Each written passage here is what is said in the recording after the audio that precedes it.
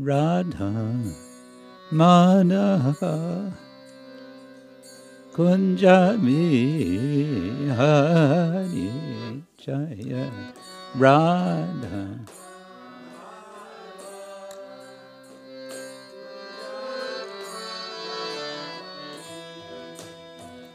Gopi Janavallabha Girivardhari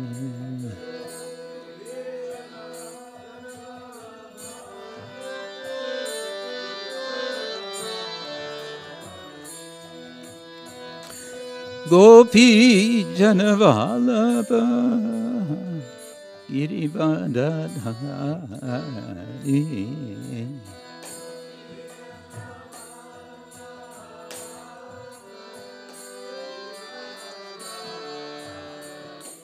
Yashoda Nandana Vraja Janaranjana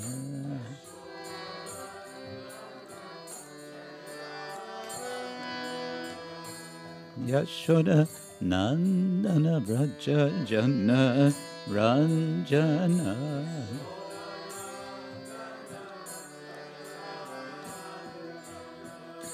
Yamuna Tiravanachari Yamuna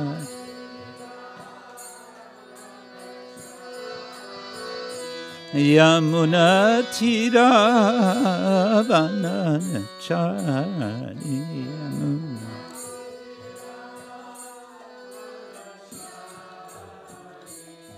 Jaya Radha Madhava Kunjabi Hari Jaya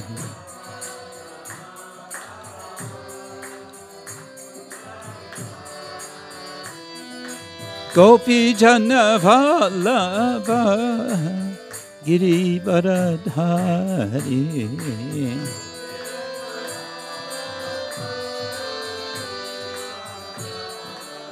Yashoda Nandana Vraja Janaranjana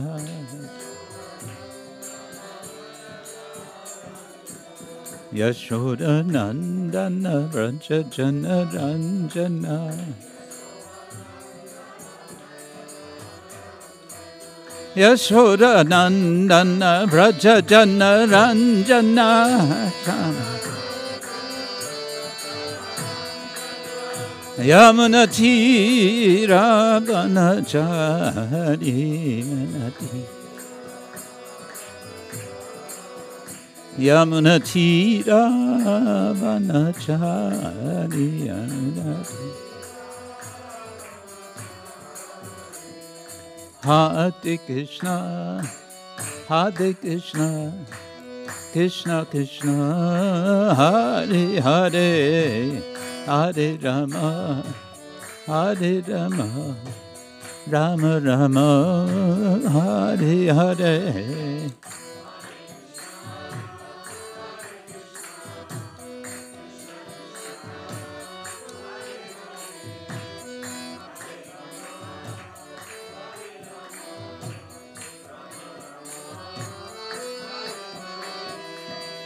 Hare Krishna, Hare Krishna, Krishna Krishna, Hare Hare, Hare Rama, Hare Rama, Rama Rama, Hare Hare.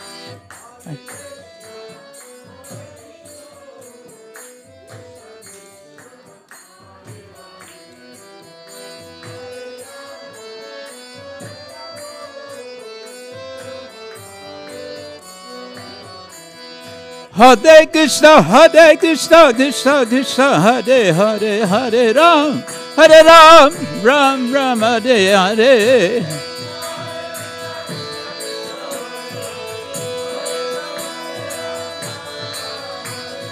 Hare Krishna, Hare Krishna, Krishna Krishna, Hare Hare, Hare Ram, Hare Ram, Ram Ram, Hare Hare.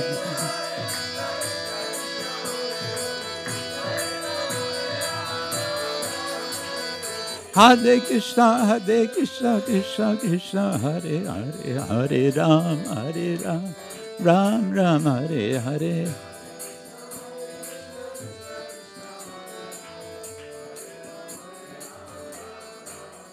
Hare Krishna, Krishna Krishna, Hare Hare, Hare Ram, Ram Ram, Hare Hare.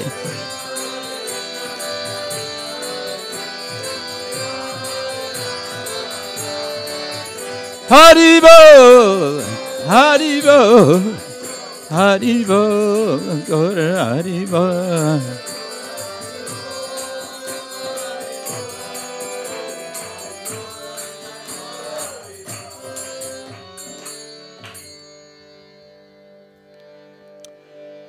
Om Jnana-timirandasya Gyananjana Shalakaya Chakshurun Militam Yena Tasmai Shri Gurave Namaha Shri Chaitanya Manobishtam Shtapitam Yena Bhutale Swayam Rupa Karamahyam Darati Svaparantikam Vandeham Shri Guru Shri Yutta Parakamalam Shri Gurun Vaishnavangscha Shri Rupam Sagrajatam Sahagana Raghunatam Vitang Sajivam Sadvaitam Savadutam Parijana Sahitam Krishna Chaitanya Devam Shri Radha Krishna Padam Sahagana Lalita Shri Vishakhanvitangscha Nama Om Vishubhadaya Krishna Prestaya Bhutale Srimate Bhaktivedanta Swamin Iti Namine Namaste Saraswati Deve Gauravani Pracharine Nirvishesha Shunyavadi Paschatya Deshatarine Vancha kalpatarubhyascha kripa sindhubhya evacha patitana pavanebhyo vaishnavebhyo namo namah. He Krishna Karuna Sindhu Dinabandho Jagatpate Gopesha Gopika Kanta Radha Kanta Namostute Tapta Kanchana Gaurangi Radhe Vrindavaneshwari Rishabhanu Sute Devi Pranamami Hari Priye. Jai Shri Krishna Chaitanya Prabhu Nityananda Shri Advaita Gadadhar Shri Vasari Gaur Bhaktavinda. Hare Krishna Krishna Krishna Hare Hare, Hare Rama Rama Rama Hare Hare. Om Namo Bhagavate Vasudevaya.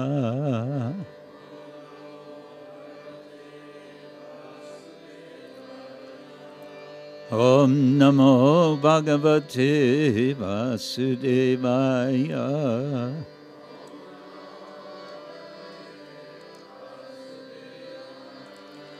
Om Namo Bhagavate Vasudevaya.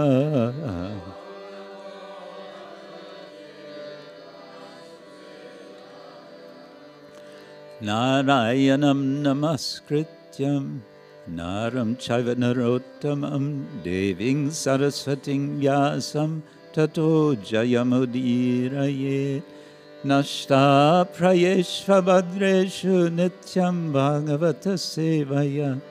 Bhagavatyuttama shloke bhaktir bhavati naishtiki. Grantaraj Srimad-Bhagavatam ki jai, Śrīla Prabhupada ki jai, Samaveta Bhaktivinoda ki jai.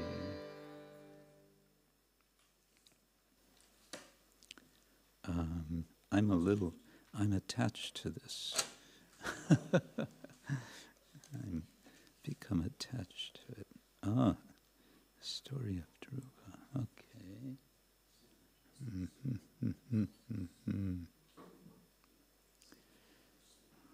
Okay. sometimes it's interesting to present a... Oh, what's happening here?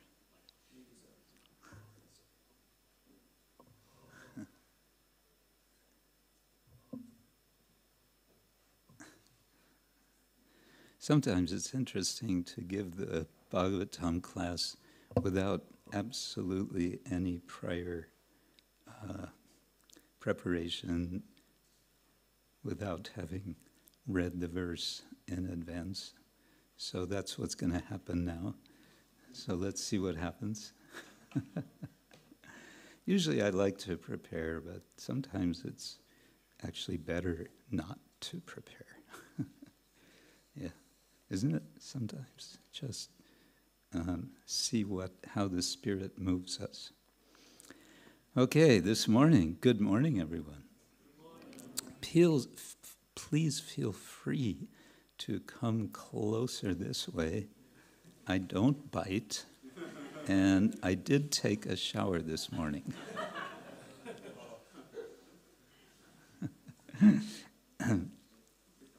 And as Madhavananda Prabhu said the other day, Bhagavatam class is not a spectator sport.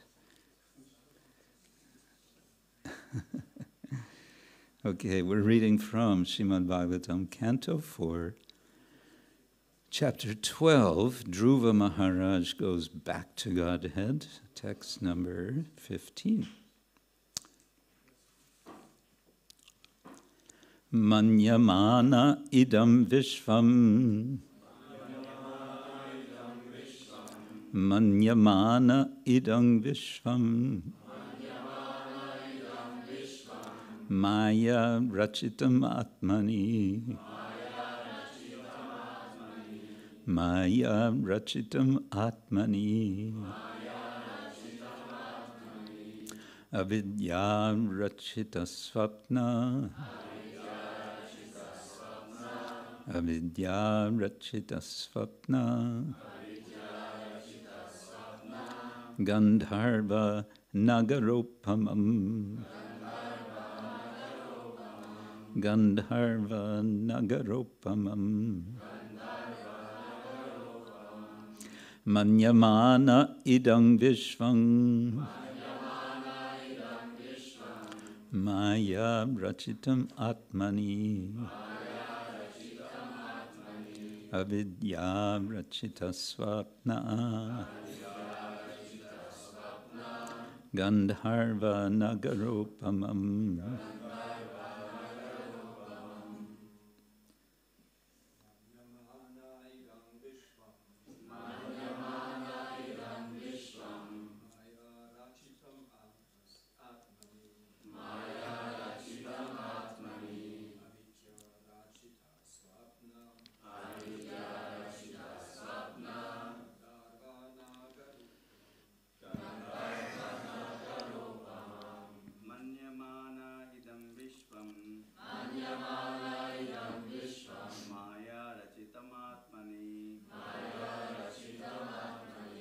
avidyā-racita-svapna. Gandharva-nagaropamam.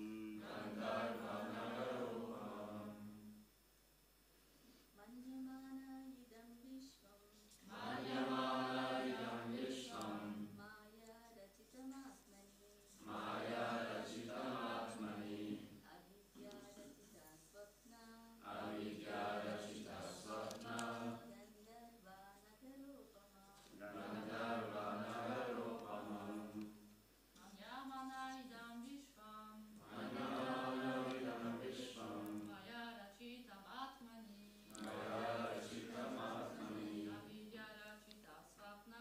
Avidyā-racita-svapna. Gandharva-nagaropamam.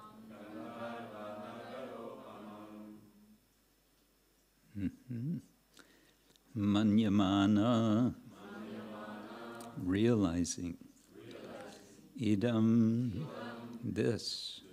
Viśvam, universe. Māyā, by the external energy. Racitam, manufactured. Ātmani, unto the living entity. Avidyā, by illusion. Racita,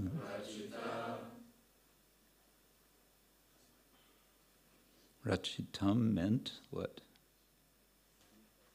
Manufactured. So racita means manufactured, yes.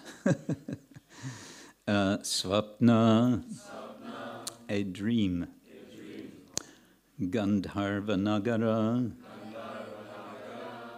phantasmagoria. You have this word in German? Phantasmagoria. Aus Fremdwort. Ein Luftschloss, genau. Upamam, like. Translation and purport by His Divine Grace, A.C. Bhaktivedanta Swami, Śrīla Prabhupada.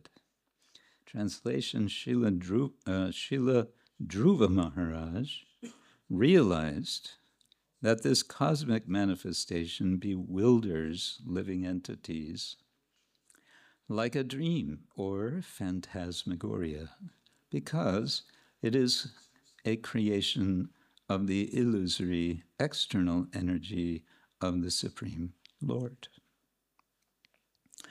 Purport, in the deep forest, it sometimes appears that there are big palaces and nice cities. That is technically called gandharva-nagara. Similarly, in dreams also, we create many false things out of imagination. A self-realized person or a devotee knows well that this material cosmic manifestation is a temporary, illusory representation appearing to be truth. It is like a phantasmagoria. But behind this shadow creation, there is reality, the spiritual world. A devotee is interested in the spiritual world, not its shadow. Since he has realization of the supreme truth, a devotee is not interested in this temporary shadow of truth. This is confirmed in the Bhagavad-gītā, paraṁ dṛṣṭvā nivartate. And so ends Srila Prabhupada's purport. How does that verse begin? Vishaya vinivartante niraharasya dehina rasavarjam raso api asya paraṁ dṛṣṭvā nivartate. And this word paraṁ can mean supreme. It can also simply mean other. So having seen something else, or having seen the supreme, nivartate, the devotee literally turns around, is not absorbed in matter. Okay, let's look a little at the verse. I like to look at the Sanskrit, so don't mind. And then I think it's good if we back up a little bit, get some context, because that's one of the principles of hermeneutics. We talked a little about hermeneutics a couple of times since I've been here. So we have, first of all, who's this referring to? It's talking about Dhruva Mahārāja in the third person. So it's he, Dhruva, what is he doing? Manyamāna, he's realizing. That's an interesting word, but I won't try to unpack it. And the rest of the verse is basically an elaboration on the word viśvam. Viśvam means universe. So he's realizing. What is he realizing? He's realizing something. He's realizing the quality, the characteristic of the universe. Which universe? Idam viśvam, this universe. And so what is he realizing about this universe? Well, māyā-racitam, it's manufactured. Prabhupada likes the word manufactured. It's manufactured. Sometimes I think he uses the word in the sense of contrived. You know this word, contrived? To contrive something, how would you put it? Wie würde man auf Deutsch sagen? Sort of, it has a sense of artificiality. You kind of put something together artificially. It's not so substantial. Erfinden? Yeah, okay. So it's contrived. How is it contrived? Maya, by Maya, or with Maya, or out of Maya. And then ātmani, well, this would be the locative of ātman, atma. So, but literally into the self. We have to think about that. It's, in any case, we're talking about the viśvam, the universe, and its quality. Idam viśvam is māyā-racitam, and what else is it? Avidyā-racita-svapna gandharva-nagaropamam. This is one, what's called samasa. Samasa means a compound. And compounds are one of the features of Sanskrit that make it especially fun. It makes Sanskrit language fun. It also makes it challenging. I won't go into why that is, but the way you read a compound is from backwards to forwards. What does that mean? So we start with upamam. And you know that this is still related to viśvam by the ending. Viśvam, upamam. So what is the viśvam? It's upamam, it's compared. There's a comparison. What is the comparison? It's a comparison with a nagara. What's a nagara? It's a city. A nagara is a city. But what kind of a city? A gandharva-nagara. Oh, well, that means a phantasmagoria, a fantastical city, a city that is not substantial, right? And how is this nagara, this gandharva-nagara coming about? Svapna, in a dream. Or where is it happening? Where is that gandharva-nagara? It's in a dream. So that makes it a locative relationship. And then, again, how is that happening? By a construction, racita. What kind of construction? Avidyā-racita. So we have actually two terms explaining cause of manufacturing, namely maya and avidya. And these two words are very popular among the Advaita-vadins, the philosophers of what we usually call impersonalism, non-dual philosophy, Shankaracharya. He likes to talk about maya and avidya. Why does he like to talk about them? Because he likes to say pretty much the same what's being said here. This verse could be taken in a non-dualist way. This whole universe is just illusion.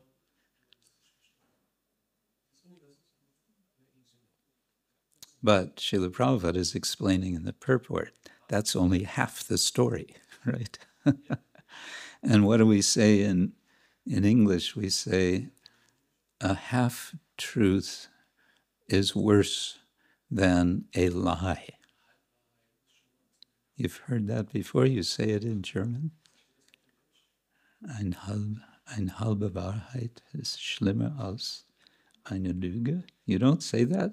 See, that's the whole problem with German civilization. You haven't realized this important principle.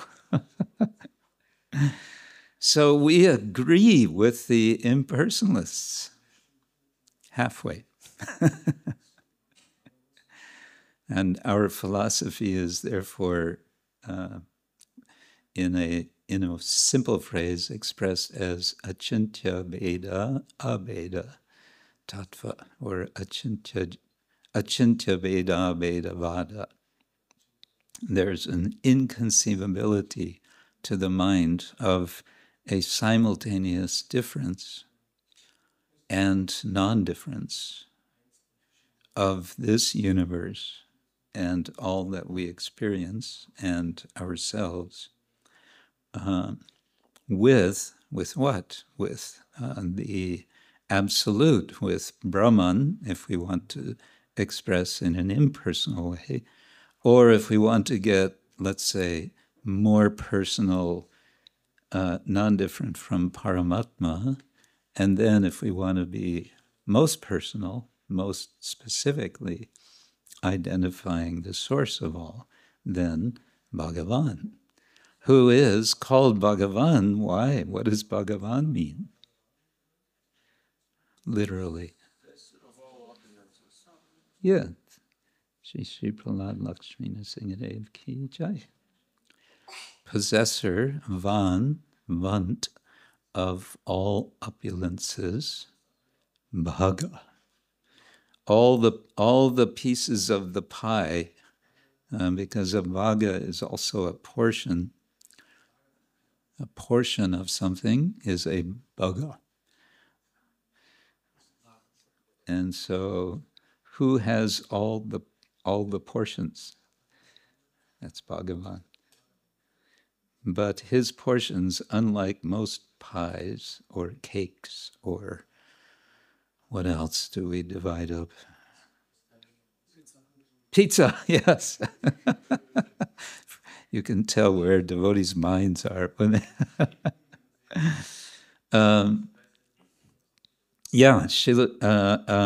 Bhagavan's pizza is an unlimited pizza. That's going to be the one thing that everyone remembers from this lecture. Swamiji said that Bhagavan possesses the entire unlimited pizza. Gauranga. Okay, so that's basically about this verse and Prabhupada's purport. It does bring to mind one verse from Prabodhananda Saraswati Thakur.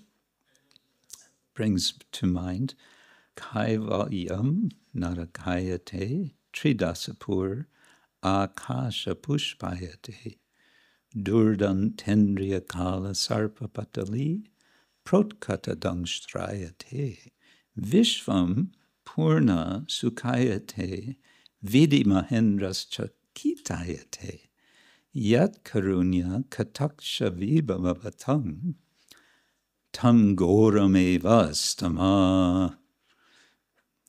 We praise Chaitanya Mahaprabhu. Why do we praise Chaitanya Mahaprabhu? And the rest of the verse explains why. The results, yat karunya kataksha vaibhavatam, because of the vaibhava, the expansive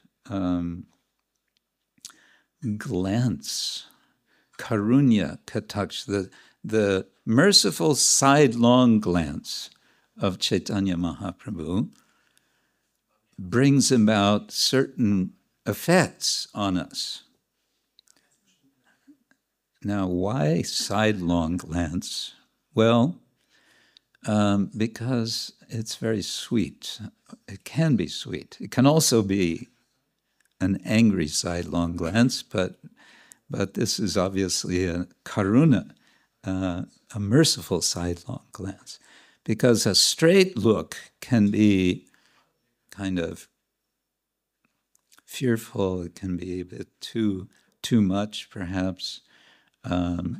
It can also burn you. A hard, direct look can be dangerous.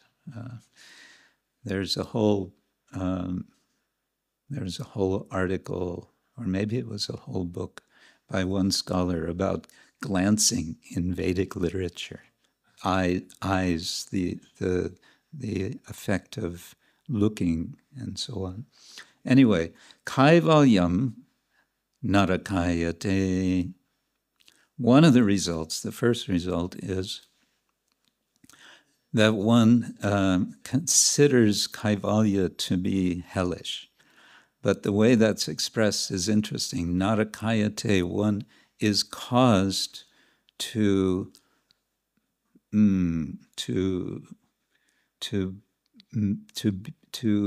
be hell. Hellishness is caught. It's a strange expression. I mean, it's a cool expression, but the way it's done and it's very economical in Sanskrit. Anyway, kaivalyam narakayate. It's a causative verb from a noun, naraka. You know naraka, right? It's where we don't want to go.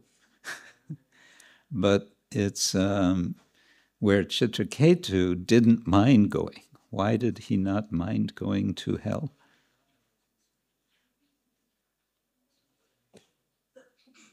Why did Chitraketu, when he was cursed,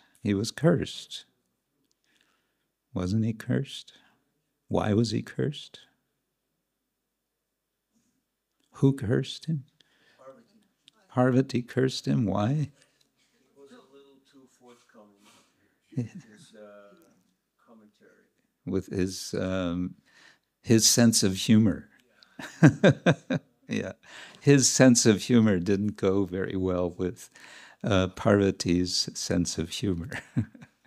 She can exhibit sense of humor as well, no doubt, but it didn't fit at this moment, so she got upset or she appeared upset and cursed him. And Chitraketu's response was, Narayana parasarve nakutaschana vidyate svarga apavarga narakeshu api tulyartha darshana. Thank you. Tulya artha darshanam, it's all the same to me. Why? Narayana parasarve.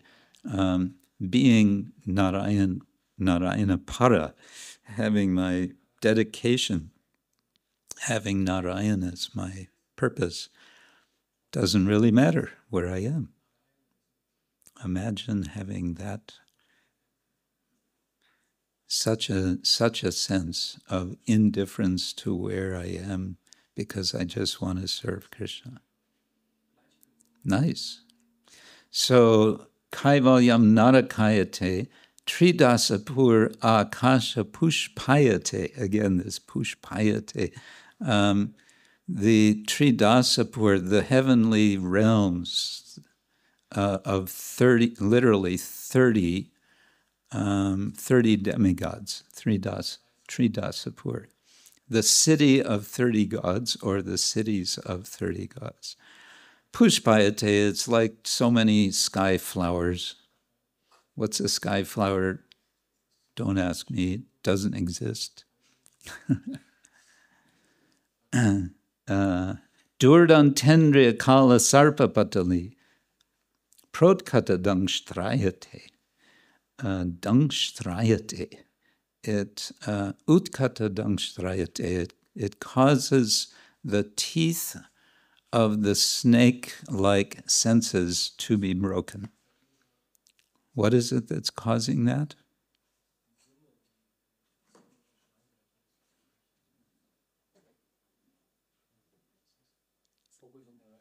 No. No.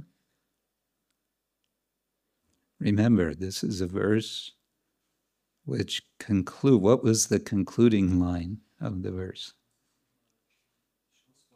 That the mercy, karunya. Merciful what? Glance of who? No. Of Lord Chaitanya, yes. Gora. Exactly. So this verse is saying, I offer obeisance, respects, or we offer stamaha to Chaitanya Mahaprabhu, Gora, because his merciful glance has these effects. And what are the effects? First of all, kaivalyam narakayate, then tridasapur akasha pushpayate, and then durdantendriya kala sarpapatali protkata dṛṣṭvā.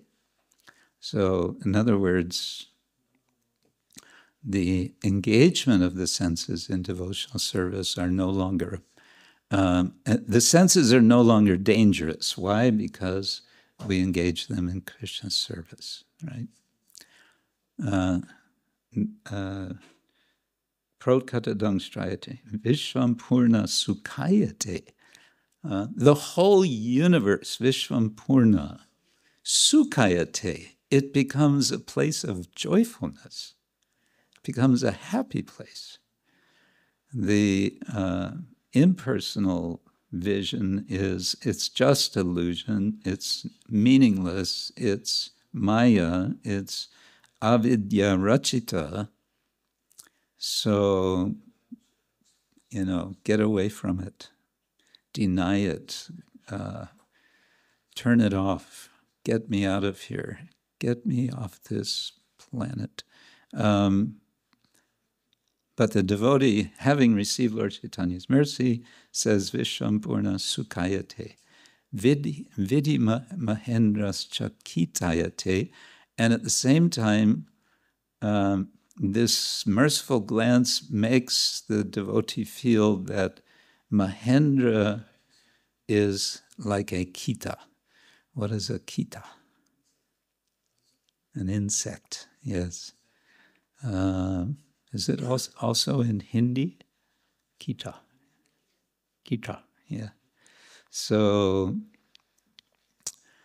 just see all these nice effects. Anyway, that came to mind with idam, viśvam, māyā-racitam. And so, as we follow Chaitanya Mahaprabhu and aspire to receive his merciful glance, is the merciful glance of Chaitanya Mahaprabhu something that is earned? Is it something that we earn?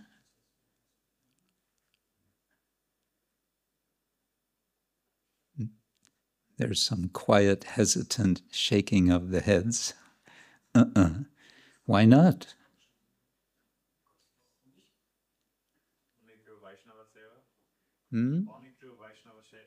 Only this This is sort of like, let's see what the speaker considers the right answer now. Let's guess. No, I'm asking you. It's open-ended now. Yes, the price is lolium. Okay. We might want to keep that in mind. What is lolium? Lolium. Intense greed. Anybody feel today like I have intense greed for receiving the glance of Chaitanya Mahaprabhu? Yes? Jai. Very good. Yes. Just causeless mercy. Interesting expression, isn't it? Causeless mercy. Shall we consider for a moment what do we mean by that? What is causeless mercy? We didn't do anything to deserve it. We don't have any qualification. There's nothing that warrants that glance. Nothing that warrants the glance. You know the word warrant? Nothing that justifies. Yeah.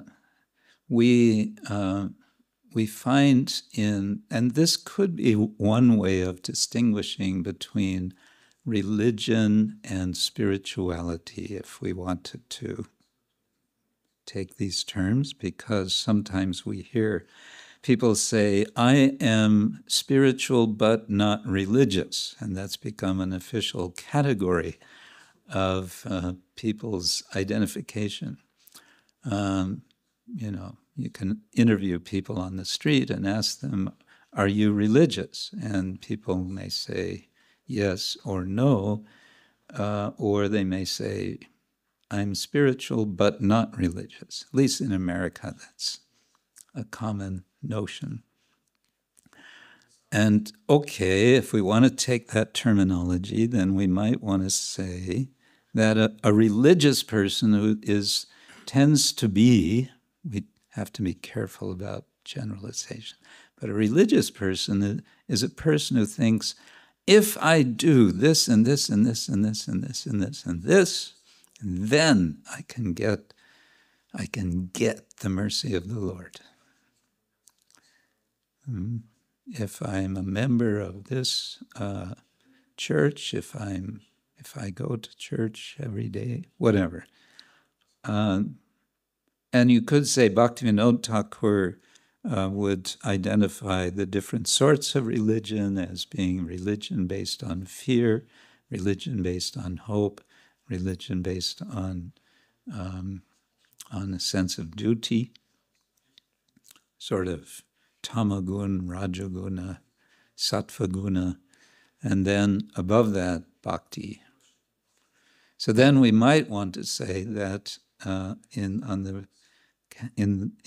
the side of spirituality, what do we have? We have bhakti, and what is bhakti? It's the sense that whatever I do, ultimately it can never add up to receiving the mercy of the Lord.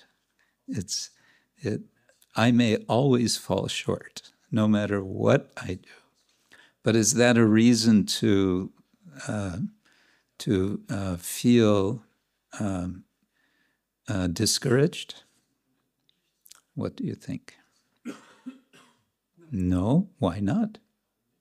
The mercy of Prabhupada or Krishna is unlimited and directed also to the most holy. Okay. And still, the Lord is completely independent and therefore could withhold his mercy from us, couldn't he? We can't demand it of him. Anyway, I'm just thinking about. I'm letting there be a stream of thought on this subject. Let's just briefly come back to the context, and for that, let's go to verse 12. Tam evam Śrīla sampannam. So this is describing Dhruva Mahārāja.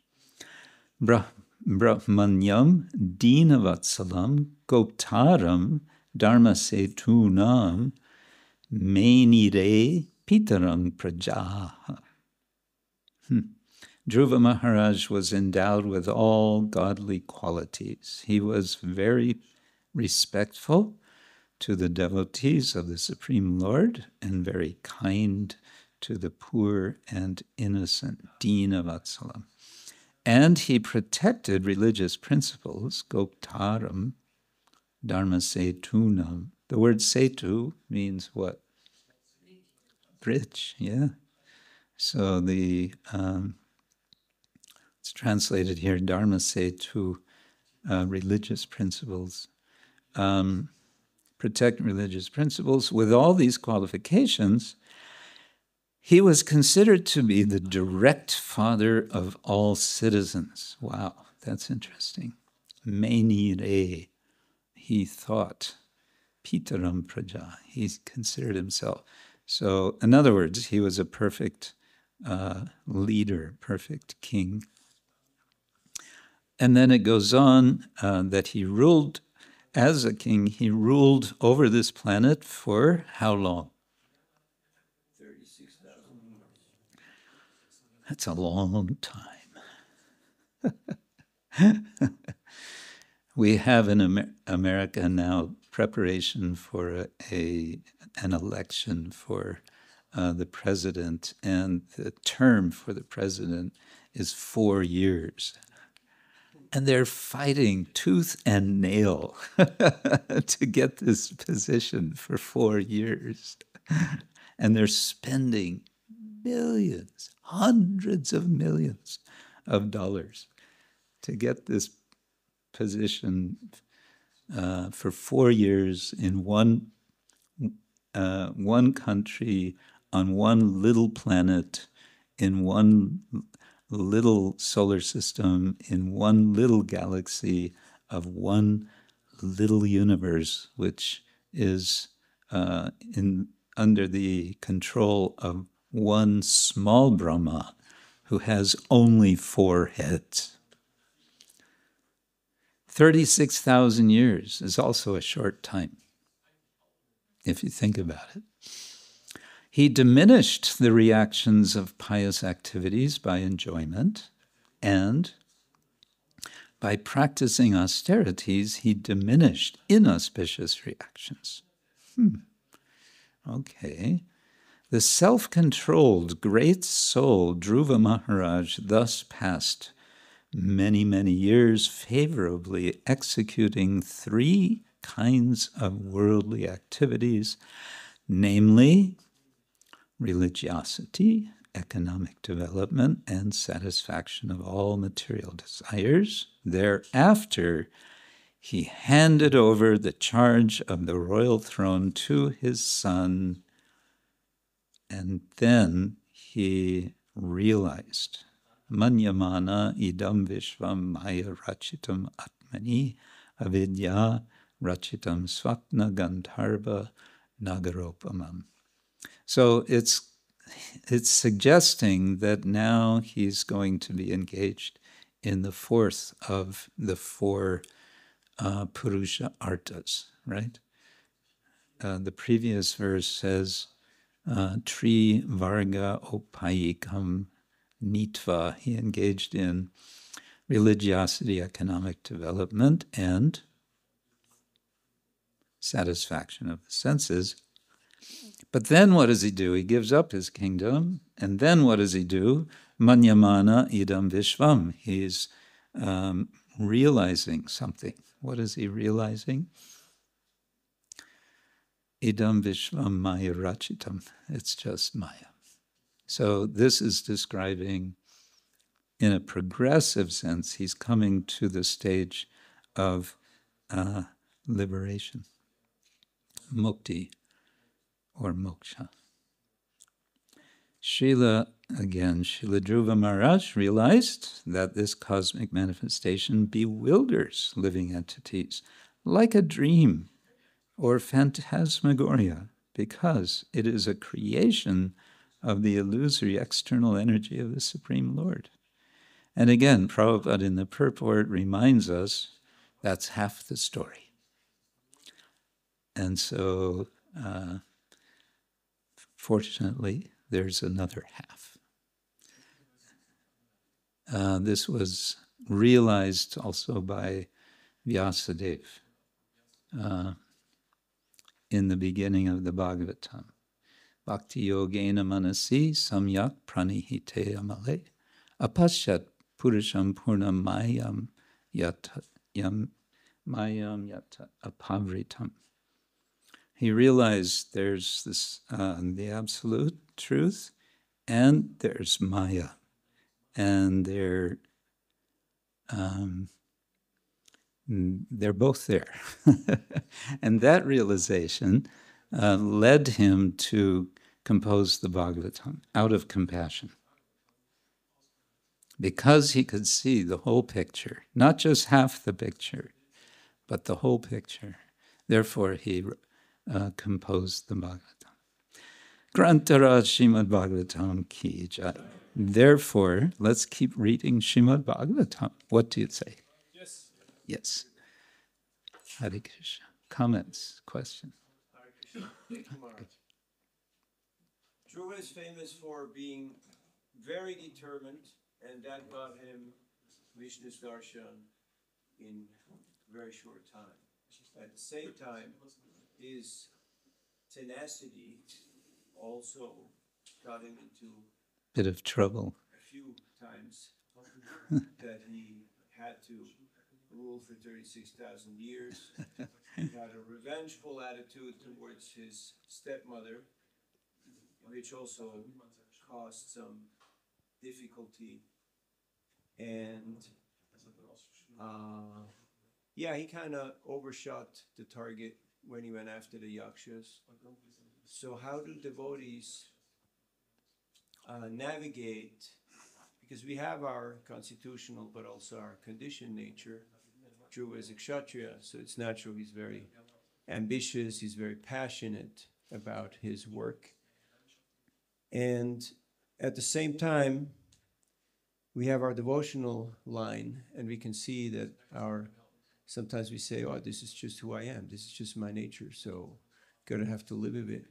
But then we can see that we overshoot the target, and there are repercussions that may be really adverse to our spiritual trajectory. Can you say something on how to keep in check our lower or conditional nature and giving rise to our eternal spiritual nature, which right now might be a little obscure or a little hidden?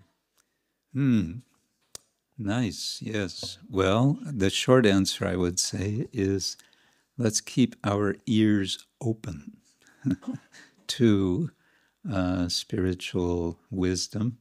And what I mean by that, because you use this interesting expression, overshooting,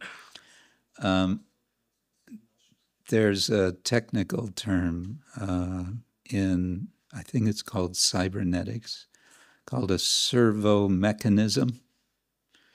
A simple servo mechanism is a thermostat. You know what a thermostat is. It's the thing that regulates the furnace so that it doesn't overheat and it doesn't underheat. And the way it works is it has a temperature-sensitive device, which when it goes above a certain point, turns something off, and when it goes to a certain point, it turns something on. That's as far as my technical understanding goes. So the point here, let's see if this analogy works. Anyway, servo mechanism is sensitive to the environmental conditions. I think that's what I want to say. Now, Dhruva was, because of his kind of overbearing determination, and maybe we can say his rajasic nature, his sensitivity wasn't that great. And so we might want to say he's, in that sense, a negative example. We can learn from Dhruva what not to do in that respect. Sensitivity, well, the extreme case of insensitivity is the psychopath, the person who has absolutely no sense of how he or she affects other people, right? That's a psychopath. And then the opposite extreme is the sadhu. Titikshava karunika surida sarvadehinam. He's so sensitive that he or she is suhrida sarvadehinam. He's the friend of, the good friend, suhrida, of every embodied being, including the wasps that are flying around in this month. Go figure. There goes one now. And how do we cultivate that sensitivity? I think that's what we're looking for. And it's a good question, because we might think, yeah, I'm a real sensitive guy. You know, I can be, and I have my ears open, and so on. But then again, maybe not. We could say that we want to be sensitive to our own insensitivity when we find ourselves, you know, pushing forward in a way which may be unprofitable to ourselves and to others. Then we have to stop a moment and reset our ears, so to say.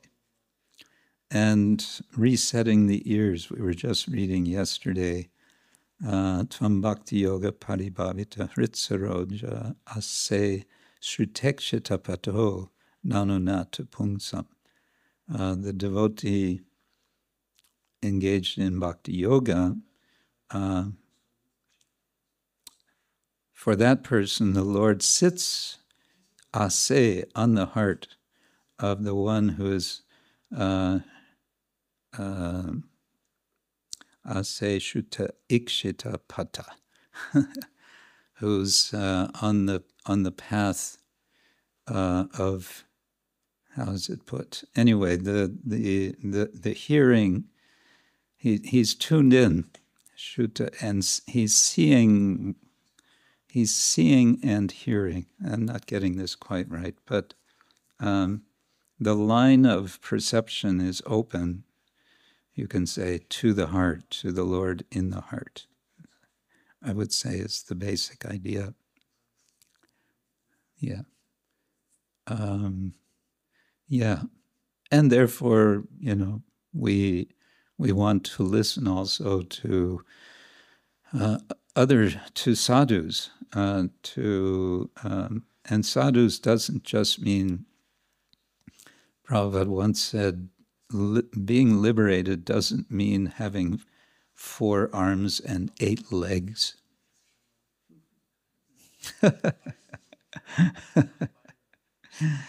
So the devotees who are sincerely engaged in service are sadhus and sadhvis. And a sadhvi is also a sadhu, because the feminine of sadhu is either sadhu or sadhvi, just like Prabhu and Prabhvi. So yeah, we need to, and that of course calls for humility. And where do we get the humility? By observing the humility of others. We are mimetic beings by nature. We imitate others. we're we're good when we imitate the right people, isn't it? We're looking for good people to imitate. That way we keep on the straight and narrow path, the yellow brick road, as the Wizard of Oz puts it. Is that okay? Thank you. If I may, the road to hell is paved with good intentions. Good intentions. So, We can see that Dhruva had all the reasons to go why to hell. He did what he did. In a similar way, people think that they're the protectors of the Holy Grail.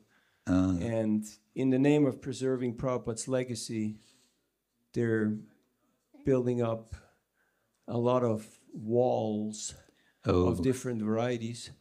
So the question is, how do we... I meet people on the street, ask them, what's your profession? And they say, well, I'm a hitman, or, you know, I sell drugs, or I do this or that. And then my response is always the same. Well, so you're one of the good guys, right? And they say, yes, yes, making the world a better place for Prabhupada. Yeah. So if you're not part of the solution, you're part of the problem, and everyone thinks I'm part of the solution. Yeah. So Dhruva had all the good reasons to do what he did. And so do we. Mm-hmm. And where does that... The thermostat How can we be so non-existent. sure? The thermostat often is non-existent. So then it's like, do we have to wait till some superior steps in and puts things in Until place? lightning strikes. Yeah. I raised this question a few weeks ago. I gave a presentation to the ISKCON Communications Conference via something I pre-recorded. They asked me to speak on ISKCON and environmentalism, and they gave me 15 minutes and 3 questions. And I looked at the questions, and how can I answer these 3 questions in 15 minutes, especially because I don't know the answers. So I expanded the questions and made 32 questions, and I asked those 32 questions to the communications conference. And one of the questions was, are we part of this? Are we part of the solution, or are we part of the problem when it comes to environmentalism? So I think we could be, in many respects, part of the problem when we think we're part of the solution. Hare Krishna. Perhaps we could say the best place, the starting point for a devotee is the feeling, oh my God, I'm actually part of the problem. It's a good starting point. Yeah. That's a place of humility. So maybe I need to get out of Krishna's way, out of Lord Chaitanya's. Maybe I have to move out of the way of Lord Chaitanya to let the mercy flow. Yeah, Krishna, Krishna. Any further thoughts? Akila. If there's no other question. Yeah. So it's not directly related to the point. You mentioned Shankaracharya, and Shankaracharya, Lord Shiva came to introduce this Mayavad philosophy, but he also spoke so many verses, Bhaja Govinda, you fools, all your Samprapte won't help. Nahiti Kale Nahi Nahi Rakshati Dukrin Karane. All your world jugglery will not help you at time of death. Worship Govinda, worship Govinda. Did he later on refute this statement, or do the Mayavadis are just not conscious of this? So that particular stotra is attributed to Shankara. I don't know. There are a lot of stotras attributed to Shankara, including the Jagannath Ashtakam, I believe. Yeah. Kadachit Kalindi Tatavi. And then Jagannatha Swami Nayanapatagami Bhavatume. So lots of things are attributed to Shankara, and scholars tend to be very skeptical whether they're actually from him. They're quite definitely accepting that certain writings are from him for various reasons. They study the style of the Sanskrit, and they really get into it, and so on. I've heard one explanation, even if Shankaracharya composed that Bhaja Govinda stotra, one response from their camp is, no, he wasn't referring to Govinda, the Supreme Lord. He was referring to his spiritual master, whose name was Govinda something. That's okay. You may go, well, yeah, that's not very convincing. Now, I think we need to also be aware that, strictly speaking, Shankara Acharya did not, let me put it this way, the Mayavada, as we understand it to be today, and as I'm understanding from the bit that I've understood, is that gets developed after Shankara by his followers. Shankara himself, we might want to say, was more of a Brahmavadi. And so Brahmavada, the idea of the non-difference of Atma and Brahman, which is very much represented in the Upanishads. Even one very, one young scholar who was visiting us in Oxford, who is a scholar of Madhva philosophy, and who is from a Madhva family. I mean, he's like a card-carrying Madhvaite, hardcore Madhvaite, who was there totally fiercely fighting against Shankaracharya. He confided to me once, he said, actually, it's really true. The Upanishads are all about Advaitavada. Let's face it. He said that to me privately. But anyway, to this point, it's an ongoing debate between the Vaishnavas and the followers of Shankara, but it gets, when you really go into it, it gets pretty complex. And you get later Advaitavadins like Madhusudan Saraswati, who also speaks quite strongly about bhakti. And we tend to keep things a bit simple, and it's good that we do, because our acharyas want us to not be distracted by things that could eventually draw us away. And therefore, Mayavadamasat Shastram, what is it? No.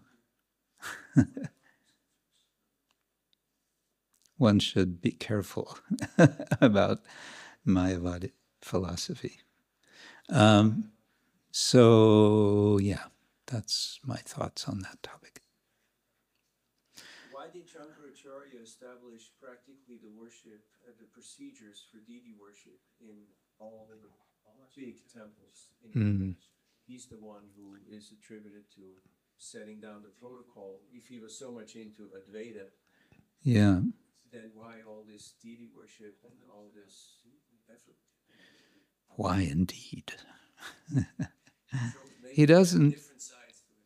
Well, and also, yeah, it's been even speculated that, generally he's associated with Shaivism and Panchopasana, and therefore worship. And in his scheme, of course, there's ultimate truth, and there's sort of a relative truth, and then there's a more relative truth. There's kind of three divisions. And so on the less than absolute platform, bhakti is a great thing. Yeah, he thinks it's, yeah, bhakti is deity worship. Yeah.